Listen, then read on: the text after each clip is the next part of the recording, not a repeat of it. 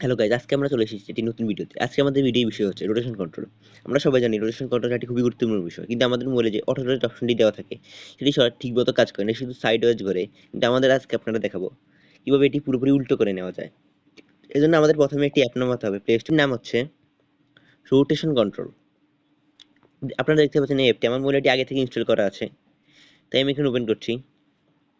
এটি ওপেন করার পর আপনাদের এটি পারমিশন যেখানে যেতে হবে, সেখানে শুধু আপনাদের এই অ্যাপটি খুঁজে ওইটাকে এলাও করতে হবে, বাকি অ্যাপগুলো এলাও না করলেও হবে। এখন এখান থেকে আমাদের সরাসরি স্টার্ট কন্ট্রোল ডিউরেশন এটি অন করে দিতে হবে। এখানে নোটি নিয়ে দিতে হবে, তারপরে আমাদের বেরিয়ে রেডি দিতে হবে। কিছুক্ষণের মধ্যে আমাদের এখানে একটি নোটিফিকেশন আসবে। এখন আপনারা দেখতে পাচ্ছেন এখানে একটি নোটিফিকেশন এসে গেছে। আমাদের এখান থেকে এবার আমরা যেভাবে করতে পারি সেভাবে করতে, এটা হচ্ছে অটো রোটেট অপশন। এখানে বিনোদন অপশন আছে। এবার আমরা দেখাতে চাই কিভাবে এটা আমরা পুরোপুরি বিপরীত করে নিতে পারি। আর রিভার্স অপশনে যেতে হবে। এখান থেকে আমরা একটি অ্যাপ ইউটিউব খুলে নিলাম।